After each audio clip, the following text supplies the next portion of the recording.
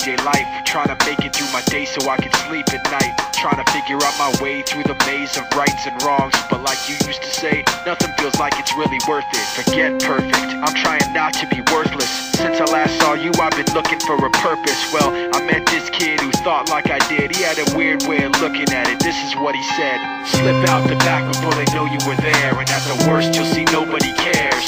Cause you don't wanna be around when it all goes down. Even heroes know when to be scared.